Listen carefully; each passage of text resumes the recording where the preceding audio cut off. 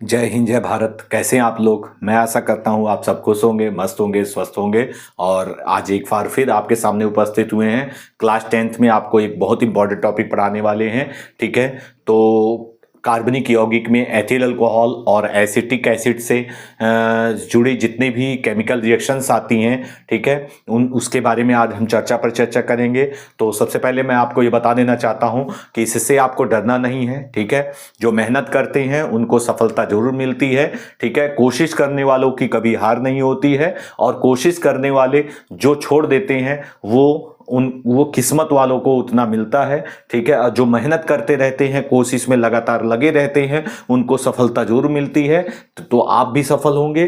ठीक है, तो हमारे साथ बने रहिए और बहुत ही आसान तरीके से हम आपको समझाएंगे कि केमिकल रिएक्शंस कैसे की जाती है। और हम जितनी भी केमिकल रिएक्शंस आपको बताने वाले हैं आज के दिन, ठीक है, वो उसी में से ही बोर्ड एग्जाम में केमिकल रिएक्शंस आ जानी है, उसके बाहर कुछ नहीं आएगा। ठीक है, जितनी केमिकल रिएक्शंस हम बता दे रहे हैं, रासायनिक अभिक्रियाएं हम आपको बता रहे हैं, उनसे ही आपको बोर्ड एग्जाम में रिएक्शंस मिलेंगी। चलिए, तो सबसे पहले हम एथिल अल्कोहल से रिलेटेड जितनी भी रिएक्शंस हैं, एथिल अल्कोहल से जुड़ी हुई, वो सभी बताएंगे। ठीक है, और उसके पश्चात तो एथिल अल्कोहल मीन्स C2H5OH। ठीक है, ये इस प्रकार से लिख सकते हैं, और हम ऐसे भी इसको दिखा सकते हैं CH3CH2OH। ठीक है, ये इस प्रकार से इसका फॉर्मूला होता है। तो सबसे पहले हम सोडियम से क्रिया करने पर, एथिल अल्कोहल की जो है सोडियम से क्रिया करने पर, सोडियम से क्रिया, फर्स्ट है सोडियम से क्रिया। जब एथिल अल्कोहल जो है सोडियम से रिएक्ट करेगा या क्रिया करेगा, तब क्या प्राप्त होगा? ठीक है, देखिए, C2H5OH प्लस सोडियम Na से क्रिया कराएंगे तो ये आपका 2Na, और यहाँ 2C2H5 होगा। ठीक है, और यहाँ बनेगा सोडियम एथॉक्साइड C2H5CONa, और प्लस आपका बनेगा यहाँ पर Na, यहाँ पर आपका 2 है, 2 रहेगा।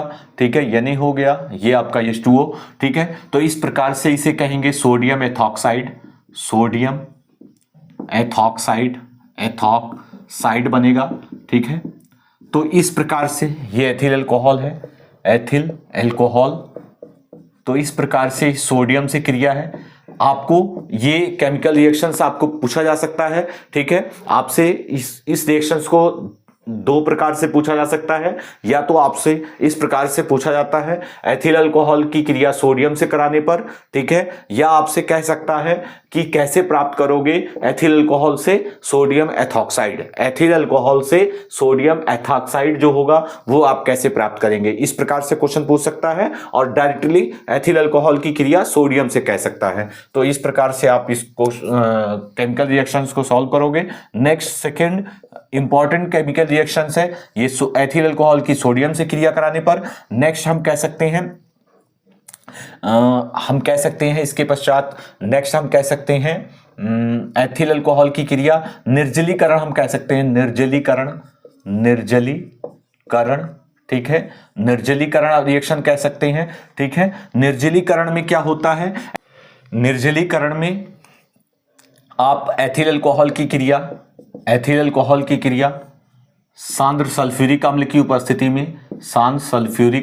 उपस्थिति में, और टेम्परेचर होगा 160 degree Celsius to 170 degree Celsius पर हम ये क्रिया कराएंगे। एथिल अल्कोहल को सांद्र सल्फ्यूरिक अम्ल की उपस्थिति में 160 डिग्री सेल्सियस से 170 डिग्री सेल्सियस पर हम गर्म करेंगे। तो हमें प्राप्त होगा C2CH2 double bond CH2 plus H2O।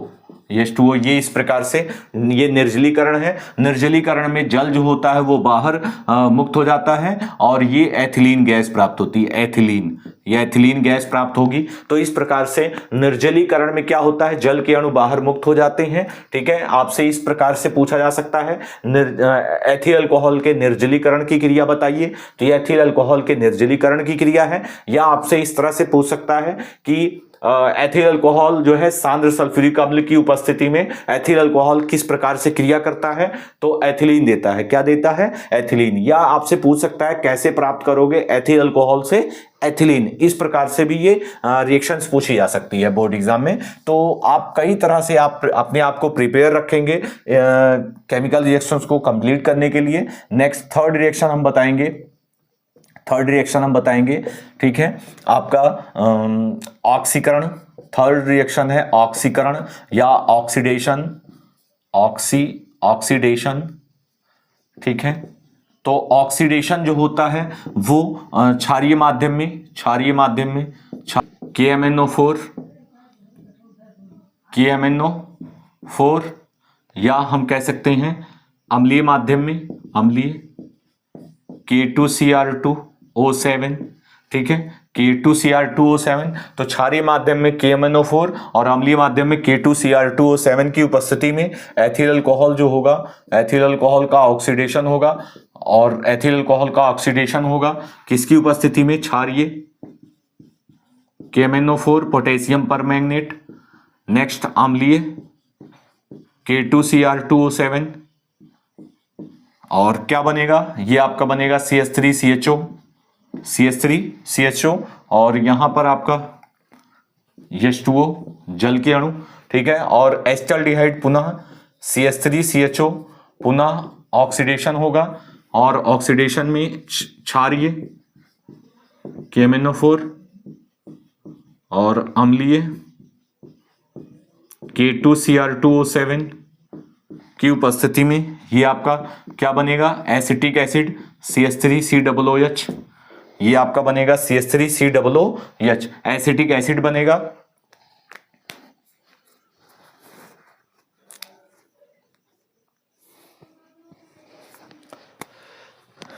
इसे कहेंगे एसिटिक एसिड।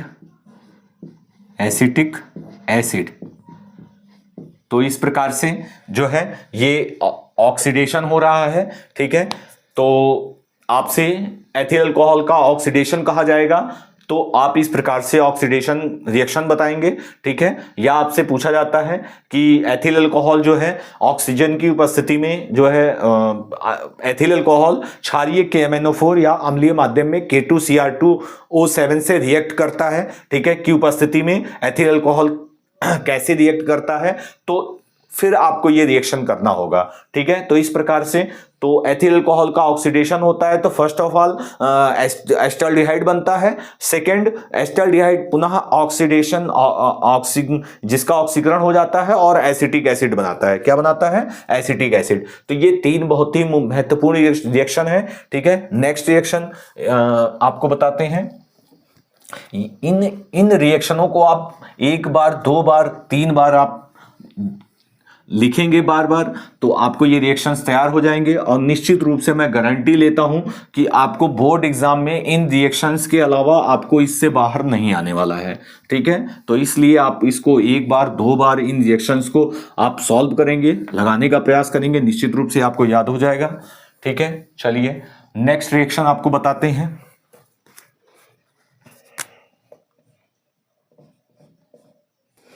एस्टरीकरण। देखिए एस्टरीकरण में क्या होता है? एस्टर का निर्माण होता है, ठीक है। ये एस्टरीकरण डायरेक्ट एथिल अल्कोहल का एस्टरीकरण कह सकता है। तो आप क्या करेंगे? और सेकंड क्वेश्चन आपसे पूछ सकता है कि एसिटिक एसिड जब एथिल अल्कोहल से क्रिया करता है तो क्या किस प्रकार की रिएक्शन करता है? तो ऐसे भी पूछा जा सकता है। देखिए एस्टरीकरण में C2H5OH CH3COOH से क्रिया करता है सांद्र सल्फ्यूरिक अम्ल की उपस्थिति में, सांद्र H2SO4 की उपस्थिति में, ठीक है। और क्या बनाता है? प्रोडक्ट क्या बनाएगा? CH3COO C2H5, ये बनाता है ethyl acetate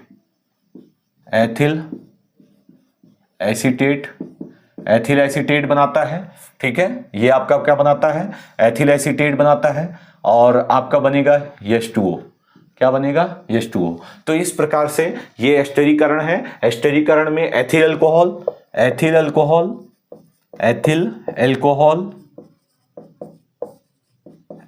acetic acid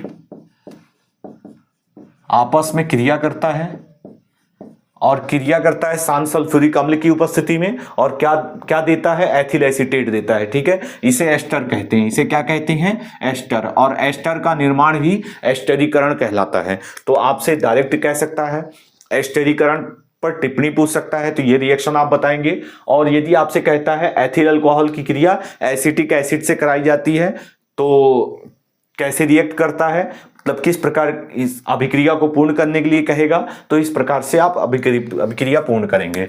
next 5th reaction आपको हम बताते हैं, क्लोरीन से क्रिया। क्लोरीन से क्रिया या क्लोरीन या Cl2 कह सकते हैं, से क्रिया। देखिए एथिल अल्कोहल की क्लोरीन से क्रिया कराते हैं, C2H5OH OH प्लस Cl2। तो क्लोरीन से क्रिया शांत सल्फ्यूरिक अम्ल की उपस्थिति में, H2SO4 की उपस्थिति में आपका क्या बनाएगा, C2H5Cl और आपका ये 2HCl बनाएगा। ठीक है, इस प्रकार से आप क्या क्या बनाएगा, 2HCl, ये आपका बनेगा CH3CHO बनेगा। यहां आपका बनेगा CH3CHO। ठीक है, ये बनाएगा एस्टल्डिहाइड बनाएगा और आपका बनेगा CH3CHO और नेक्स्ट आपका बनाएगा 2HCl। तो ये एस्टल्डिहाइड बनेगा, एस्टेल्डिहाइड बनेगा। ठीक है, ये आपका प्रोडक्ट बनेगा एस्टल्डिहाइड। तो इस प्रकार एथिल अल्कोहल क्लोरीन से क्रिया करेगा शांत सल्फ्यूरिक अम्ल की उपस्थिति में, तो एस्टल्डिहाइड बनाएगा। नेक्स्ट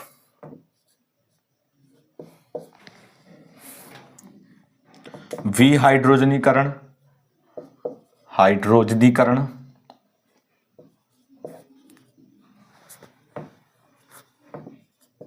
हाइड्रोजनीकरण।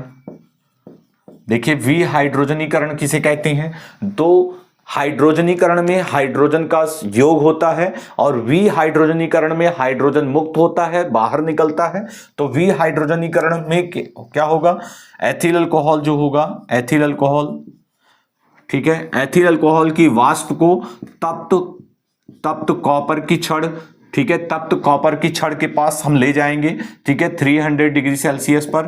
ठीक है, एथिल अल्कोहल की वाष्प को तप्त कॉपर की छड़ के पास ले जाएंगे तो ये आपका क्या होगा, हाइड्रोजन जो है मुक्त हो जाएगा और क्या बनेगा, आपका बनेगा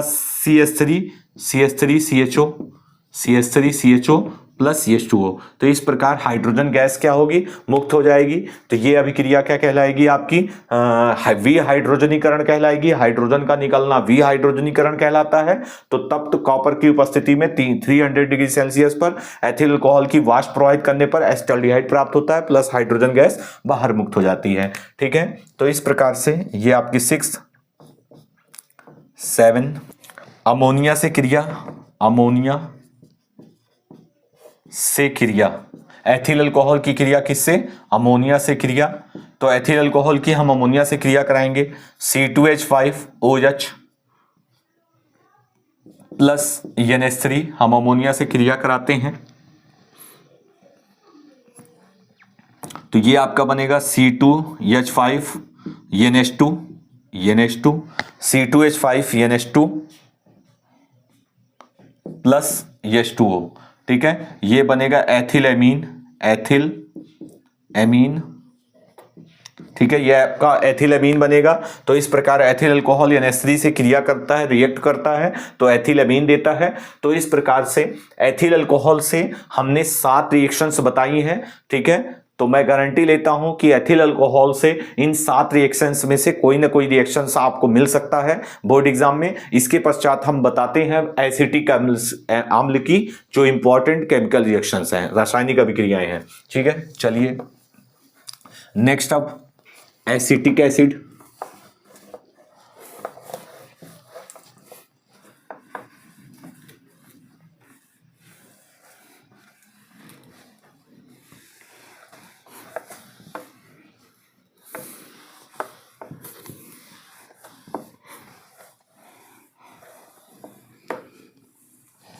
एसिटिक एसिड, एसिटिक एसिड जिसका सूत्र होता है CH3COOH। तो ये एसिटिक एसिड है जिसे हम कहते हैं एथेनोइक अम्ल, एथेनोइक अम्ल, ठीक है, एथेनोइक अम्ल, इसे एथेनोइक अम्ल कहते हैं। और C2H5OH को एथेनॉल कहते हैं। क्या कहते हैं? एथेनॉल। तो कभी कभी आपको एथिल अल्कोहल ना कह के एथेनॉल से क्रिया कहेगा, तो एथेनॉल से क्रिया कहेगा तो C2H5 होगा, और एथेनोइक अम्ल से क्रिया कहेगा तो CH3COOH होगा। ठीक है, ये आप ध्यान रखेंगे। तो इससे जुड़ी जितनी भी रिएक्शंस है,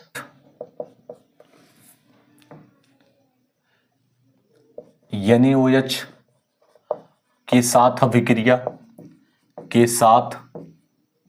अभिक्रिया, देखिए एसिटिक एसिड जब NaOH के साथ अभिक्रिया, CH3COOH जब NaOH के साथ क्रिया करेगा तो क्रिया करने पर आपका बनेगा CH3COOH प्लस आपका H2O। क्या बनेगा? H2O। तो इस प्रकार से ये आपका सोडियम एसीटेट बनाएगा। क्या बनेगा? Sodium acetate. लीजिए, तो एसिटिक अम्ल की जो है सोडियम हाइड्रोक्साइड से क्रिया करेगा, एसिटिक अम्ल सोडियम हाइड्रोक्साइड से क्रिया करेगा तो सोडियम एसीटेट का निर्माण होगा। ठीक है, तो ये NaOH के साथ अभिक्रिया है। नेक्स्ट सेकंड, सोडियम धातु से क्रिया, सोडियम धातु से क्रिया, तो जब एसिटिक एसिड की क्रिया सोडियम धातु से की जाएगी तो CH3COOH प्लस Na, तो यहां आपका होगा CH3COOH, और यहां 2 करेंगे, यहां भी 2 होगा, CH3 प्लस H2। नेक्स्ट, तो सोडियम धातु से क्रिया, तो एसिटिक एसिड की सोडियम से क्रिया कराने पर सोडियम एसीटेट प्राप्त होगा। ये सोडियम एसीटेट है, सोडियम एसीटेट बनेगा और H2 गैस मुक्त हो जाएगी। ठीक है, तो सोडियम धातु से क्रिया कराने पर हाइड्रोजन गैस क्या होती है? मुक्त हो जाती है। इसके पश्चात अब धातु कार्बोनेट से क्रिया, धातु कार्बोनेट तथा बाइकार्बोनेट से क्रिया,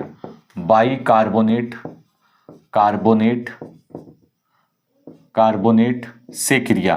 तो देखिए, धातु कार्बोनेट से क्रिया कराते हैं, अब बाइकार्बोनेट से क्रिया कराते हैं तो CH3COOH प्लस किससे? कार्बोनेट से, Na2CO3 से क्रिया कराते हैं।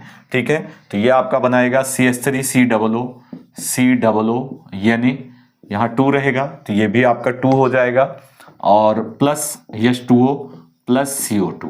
ठीक है, तो ये आपका रिएक्ट करेगा। तो इस प्रकार की रिएक्शंस होगी। एसिटिक अम्ल की क्रिया सोडियम कार्बोनेट से कराएंगे तो सोडियम एसीटेट प्राप्त होगा, H2O और कार्बन डाइऑक्साइड गैस प्राप्त होगी। और बाइकार्बोनेट से क्रिया कराएंगे तो CH3COOH और ये NaHCO3, तो यहां बनेगा CH3COOH plus H2O plus CO2। तो इस प्रकार से आपका क्या बनेगा?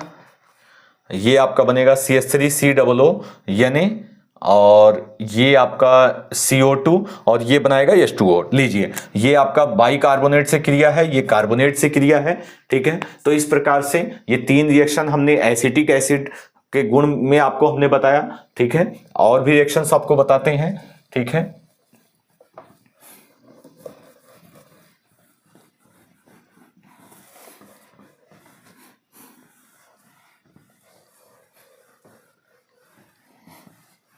नेक्स्ट, निर्जलीकरण। जब एसिटिक एसिड का निर्जलीकरण होता है, 4th रिएक्शन निर्जलीकरण, एसिटिक एसिड का निर्जलीकरण किया जाता है। तो निर्जलीकरण किसकी उपस्थिति? P2O5 की उपस्थिति में होता है, फास्फोरस पेंटाऑक्साइड की उपस्थिति में होता है। ठीक है, जिसमें CH3COOH जो होता है वो P2O5 की उपस्थिति में। ठीक है, ये आपका CH3CO सिंगल बॉन्ड O और प्लस आपका क्या बनेगा? H2O और इसे कहते हैं acetic anhydride, acetic anhydride, hydride, इसे एसिटिक एनहाइड्राइड कहते हैं। जल के अणु बाहर निकल जाते हैं P2O5 की उपस्थिति में गर्म करने पर एसिटिक अम्ल को। तो एसिटिक अम्ल को P2O5 की उपस्थिति में गर्म करते हैं तो एसिटिक एनहाइड्राइड बनता है और जल के अणु बाहर मुक्त हो जाते हैं। ये इंपॉर्टेंट रिएक्शन है, यह एसिटिक एसिड का निर्जलीकरण है। Next 6 LiAlH4 lithium, lithium, aluminium, aluminium hydride,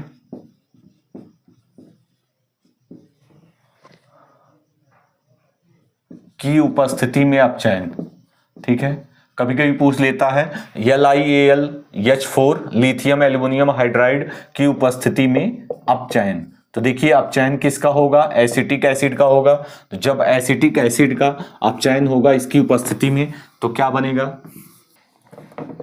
CH3COOH, LiAlH4 की उपस्थिति में अपचयन होगा तो ये बनेगा आपका C2H5OH प्लस आपका H2O। ठीक है, तो लिथियम एल्यूमिनियम हाइड्राइड की उपस्थिति में अपचयन होगा किसका, एसिटिक एसिड का अपचयन होगा और अपचयन के फलस्वरूप क्या बनेगा, एथिल अल्कोहल प्लस जल बनेगा। ठीक है, तो इस प्रकार से हमने एथिल अल्कोहल में 7 रिएक्शंस और एसिटिक एसिड में भी हमने 6 रिएक्शंस आपको बताए। ये आपका 5th रिएक्शन। 5 रिएक्शन हमने एसिटिक एसिड में बताया तो 7 5 12 रिएक्शंस हमने बताया है। तो इन 12 रिएक्शंस को आप बहुत अच्छे ढंग से आप तैयार करने का प्रयास करेंगे। ठीक है, और निश्चित रूप से इन 12 रिएक्शंस में से आपको बोर्ड एग्जाम्स में कोई ना कोई रिएक्शंस मिल जाएगा आपको। ठीक है, तो इसको एक बार 2 बार इन रिएक्शन को बार बार आप लिखने का प्रयास करेंगे जिससे आपको ये अच्छे ढंग से आपको तैयार होगा। ठीक है, तो मैं ऐसा करता हूं आपको ये समझ में आया होगा। ठीक है, लगे रहिए, मेहनत करिए और मेहनत जरूर जो है आपको सफलता की ओर ले जाएगी। ठीक है, किस्मत के भरोसे कुछ नहीं छोड़ना है। ठीक है, मेहनत ही सफलता की कुंजी है। ठीक है, तो इस प्रकार नेक्स्ट वीडियो में मिलते हैं।